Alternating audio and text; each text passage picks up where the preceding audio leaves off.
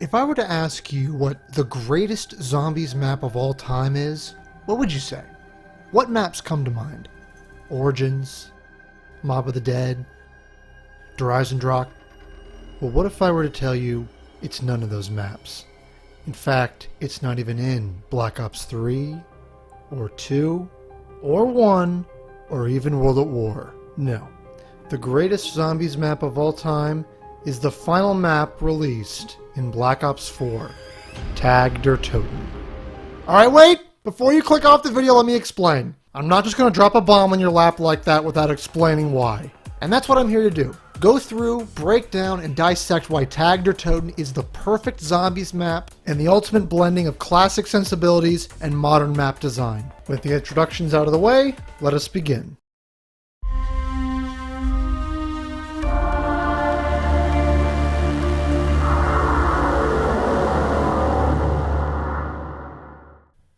What makes a good map? Is it the guns, the bosses, the Easter egg? While all of those things can certainly add to a map, the most important thing for a map to be good is its layout.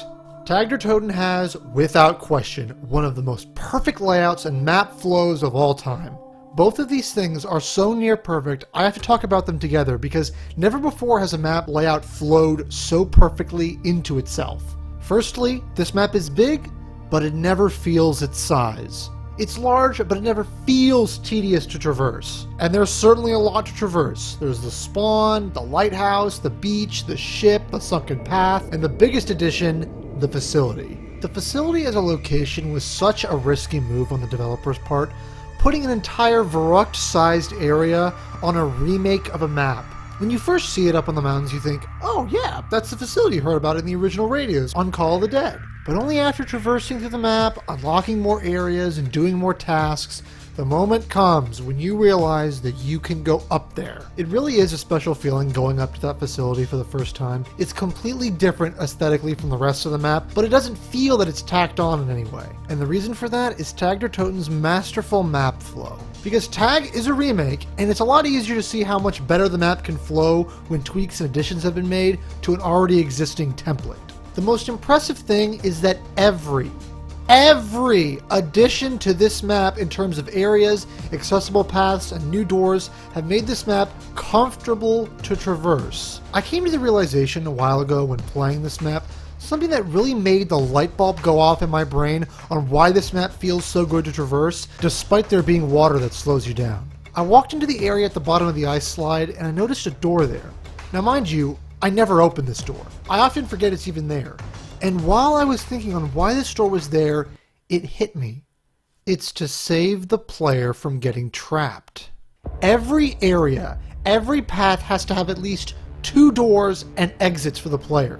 If I went into here and the zombies were following behind me and I didn't have the ammo to kill them, I'd have no chance. I'd be dead. Tag der Toten's map layout eliminates these dead ends for the player to get trapped in. Every single area has more than one way for the player to get away. I feel that Tag has no bullshit downs that seem unavoidable due to poor map design or tight hallways. The ship, the beach, the lighthouse, even the facility, there are always multiple exits out of every area to keep the player from getting cornered with no way out. Now that is stellar map design. When you die from a mistake that you made and it's not the map's fault. This makes old areas that were complete death traps entirely safe for the player to traverse. Artifact storage is a great example. Remember how horrible it was in the original trying to stay alive here when the Pack-a-Punch moved to this area and you had to go there mid-round? Well now, the pack location not only is more safe with a non-watery area that it sits on, if you shoot this pipe, it drops water on this fire blocking your way, and now you have an entirely new area added just to make going into this part of the map safer for the player. Shooting that pipe to drop the water down is actually a really good bit of map interactivity. You usually don't see destructible environments in zombies maps. Now let's talk Tag's most defining element to its map flow, and why it's so good, and how it just elevates this map to the top of the list.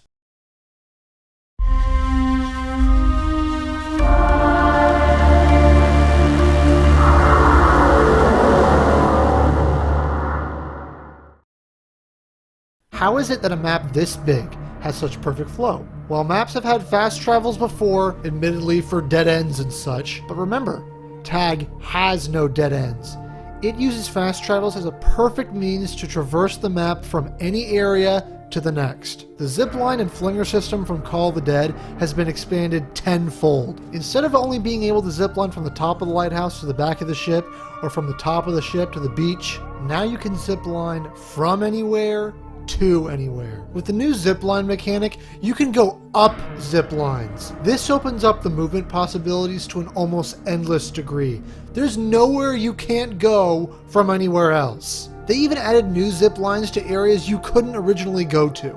And all the new areas have new zip lines and flinger destinations to reach them. This is one of the only maps where no area goes unused or unexplored. Because of the ease at which the player can traverse this map, it encourages the player to move around so much more. Almost all zombie maps have those certain locations in which you'll either run through one time or you'll never even go there in the first place. Either the map has nothing in that area to do in, or it's just a pointless area that puts the player in a disadvantage. Tag has no area like that. Every room, path, and area has something in it and an easy way to get to it. The flinger on the facility is the perfect example of the map's brilliant flow. This flinger, unlike the one at the ship, can fling you to 3 different areas depending on where you stand, as well as there being 2 zip lines on either side of this flinger. If a teammate is down on the regular areas and you're up at the facility, you have 5 different fast travels to get to that downed player. This is what helps the map not feel its size.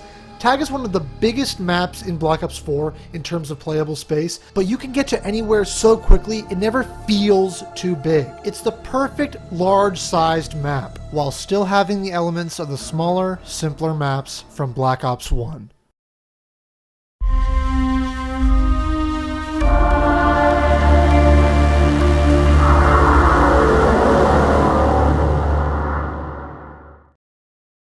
Having a good map layout and flow is what separates a bad map from a decent one, but a map's unique mechanics is what separates a decent one to an amazing one.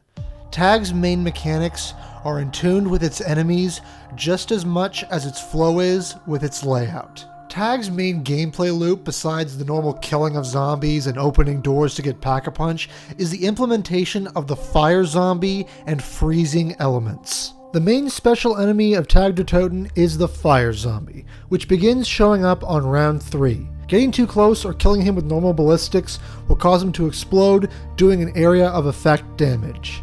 Killing him with freezing elements or weapons will cause him to drop a part for one of the map's buildables, the dynamite. After 3 fire zombies are killed with freezing weapons, such as snowballs for example, you will have enough parts to build the dynamite.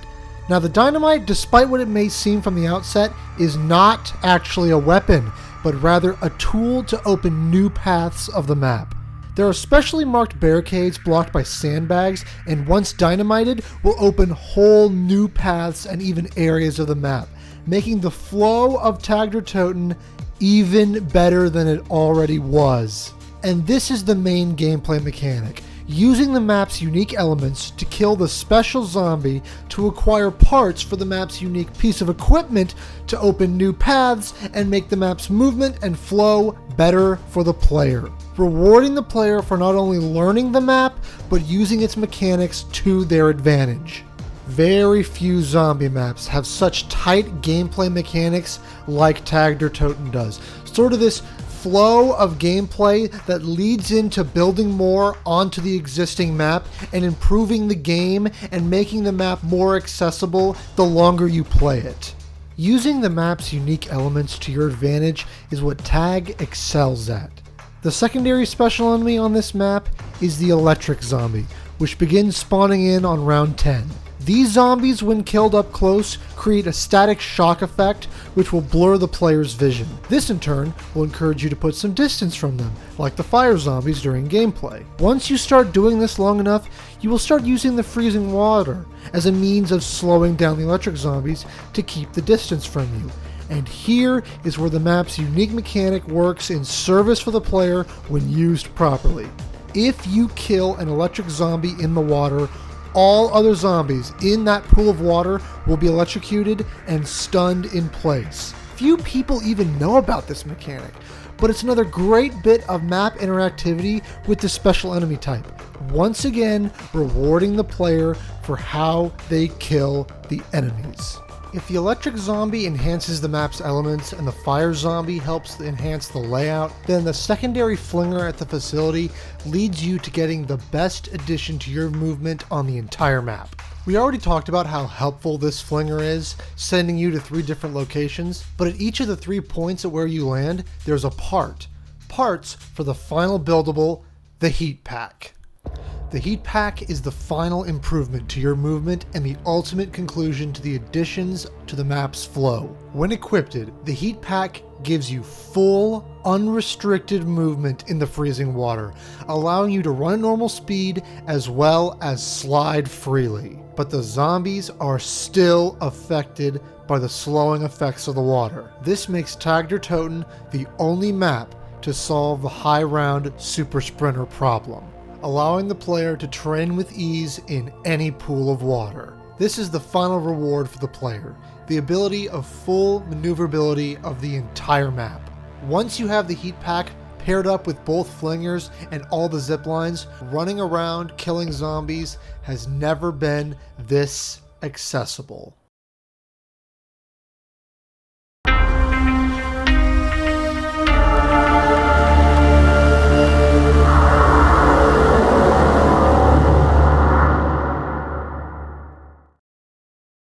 Tag der Toten, like all maps in Black Ops 4, has many additional side quests which can give you tons of useful and assorted rewards. But before we conclude, I need to discuss the wonder weapons. I am so sick of people saying that the wonder weapons on Tag are bad. This absolute lie has persisted that they are somehow weak and can't kill zombies on high rounds is absolute bullshit. Here is both the Wonder Wasp Sniper and the Tundra Gun on health cap killing full hordes. The disregarding of the Tundra Gun especially pisses me off. This thing is essentially the Hellion Salvo with infinite damage. And just because it hurts you with splash damage doesn't matter. You should be running PhD anyways if you're playing Tag because of the Matryoshka dolls. They don't damage you if you have PhD. And fire zombies do little to no damage to the player if you have PhD. As well as using the grenade launcher on the Death Machine and the Hellion Salvo, there's no reason not to use PhD on this map. And besides, you had PhD on the original Call of the Dead for the Scavenger, and that gun sucked! It couldn't even kill past the 30s, while the Tundra Gun can kill forever! And the Wonder Wasp Sniper is even more underrated. It too kills past health cap. All you have to do is land a headshot, and you kill the same amount of zombies as the original Wonder Wasp.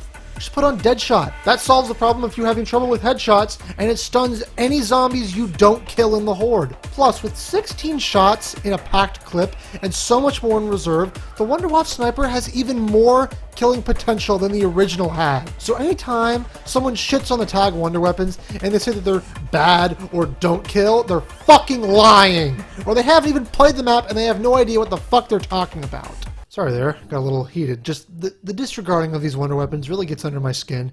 They're amazing guns, and that sadly, many people just haven't used them. There is an interesting gameplay parallel with Call of the Dead going on here. The original introduced Deadshot had a wonder weapon sniper that required PhD and a boss that was easier to deal with when using Deadshot along with sniper weapons. And here on Tag, now we have a wonder weapon in the Tundra Gun that requires PhD, and a sniper wonder weapon that is helped by Deadshot. It's as if they took the elements from the original map and divided them to the new wonder weapons. Just one last note about the Tundra Gun. It in some ways is actually better than the Thunder Gun. Not only does it kill forever, it also has splash damage and the freezing effect, meaning on all those times when you're trapped and you have to shoot the Thunder Gun to kill the zombies in front of you and you get killed by the ones that are still hitting you from the back, the Tundra Gun splash damage will kill that one zombie as well. And because its ability to freeze zombies when it kills, it works with all the challenges involving ice or shattering frozen zombies, as well as getting dynamite parts from fire zombies. What do you know? A wonder weapon that has infinite damage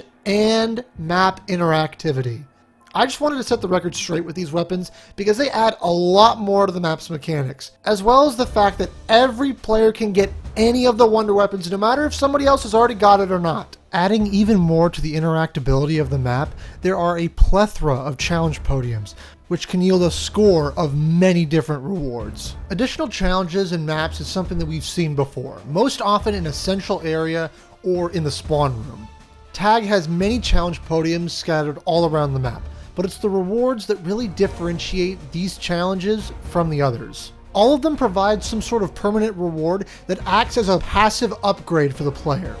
This can range from reduced trap cost, increased snowball carrying capacity, an ice pick to break you out of being frozen faster, and even a free self-revive. This idea of having a sort of permanent upgrade system for the player really adds a nice sense of progression. For the longer the match goes on, the more powerful you become. And in some ways, this mirrors how the map opens up more and becomes more accessible the longer the match goes on as well. This idea of adding to your arsenal of movement and gameplay is a concept that few maps besides Tagged or Toten have. For example, the snowballs are the premier special grenade for this map, but there is also an upgrade for them as well that makes them a one-hit kill on any round. In addition, there are returning Matryoshka dolls, which I've also seen an upgrade to their damage. And the final special grenade, one that has a fantastic visual and thematic purpose in Samantha's music box, which spawns in Samantha Maxis herself and can destroy a full horde in one powerful strike. She is used consistently throughout the map's Easter egg, an egg which takes you on a wonderful journey down memory lane of zombies history. The very concept of the Easter egg is purging corruption, finding the Apothecon blood, returning it to the Agarthan device, and taming it. With every step, you use Samantha to cleanse the evil. The final step is one of the most unique and memorable Easter egg endings in all of COD Zombies. Never before have we seen an entire map change like this. The cool icy 115 covered snow becomes a dark lava-filled hellscape. The final holdout has such a perfect metaphorical completion to it, holding out in one final stand against the undead as the circle closes in on you, which in a way is reflective of the entirety of the Zombies game mode. While Zombies has never truly had a good ending for its final maps, besides the bombastic conclusion of Moon, Tag wraps up everything in a bitter-sweet bow. It isn't the ending we all expected, but that doesn't mean it's not the ending that we needed at the time.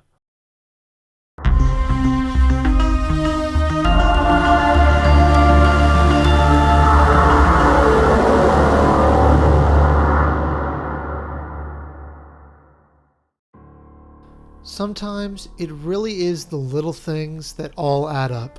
The amount of small details put into Tag really gives it that extra touch of quality. From the countless amounts of visual Easter eggs, such as chalk drawings or objects that reference zombies' past, to the copious amounts of radios, not just from the man in the lighthouse, but from Ultimus Richtofen as well. They truly covered everything with these and left no stone unturned. There are even audio recordings that tell the entire story of the map Buried. Some would argue that explaining everything does sort of ruin the mystery of it all, but after Blood of the Dead, and considering that this is the end of the Aether story, I am grateful that they gave us all the answers and tied up all the loose ends. Before we conclude, I really want to just go through a quick list of stuff that I just like about the map. You know, just admire the little things, as it were. I like the idea of having a power switch in the spawn, and once you flip it, the lighthouse shines on you, giving an indication that someone's there watching over you. I like how there's two options out of spawn, one to the new pathway and one to the old. I like how well the shield parts are placed, leading up to and inside of the lighthouse, so by the time you get to the workbench, you can already build it. I like how you can talk to the man in the lighthouse and he'll have different dialogue depending on if you have the blue rock from the cave or not. I like the placement of the third perk, giving the back of the ship, one of the least traveled to areas of Call of the Dead, some real use here. I like shooting of the frozen key, reminds me of the dropping vodka bottle step from Call of the Dead. I also like the melting animation for the icicle key as well. I especially love the real sense of scale you get when you look back down at the map up from the facility. I like how the 3 items to activate the musical Easter egg are the weapons held by the Call of the Dead crew. And I love the ending in-game cutscene of the Easter egg. John Rizzo put it best when he said, "You, the player, have to move them forward into that better world. Move on and let them go." I could go on and on about every little thing that I like about Tag der Toten forever. Like if you blow up the dynamite at the beach location, and then you can use the Ragnaroks to jump up to the lighthouse area. Something that you always wish you could have done in the original Call of the Dead. If I talked about every area, pathway, and how the simple addition of an underwater cave improves the flow of this map to near perfection, we would literally be here all day. In the end, Tag der Toten is a beautiful, subtle ending to the Ether story with the best map flow that any Zombies map has ever had. Some of the most unique mechanics, some of the most fun wonder weapons, memorable Easter egg, great score, endless side quests, and little details around the map for classic zombie players. The only thing that I regret is not seeing the love that the Treyarch devs put into this masterpiece sooner. After Origins in Black Ops 2, I never thought I'd play a map that would truly make me feel like a kid again, experiencing something that really felt like it had passion put into it. It was the Cold War and Vanguard maps that made me come back and reevaluate this map for the masterpiece that it always was. I've had many issues with Blundell's map design choices throughout the years, but who would have guessed that his best work was building off the groundwork that Jimmy Zielinski had made so many years prior. A map that takes classic sensibilities and expands on it with modern content that we expect from a fully fleshed out experience. That is why I love Tag der Toten. That is why it is the greatest Zombies map of all time. For all that it did. It brought all of the zombies together in one whole experience, new and old.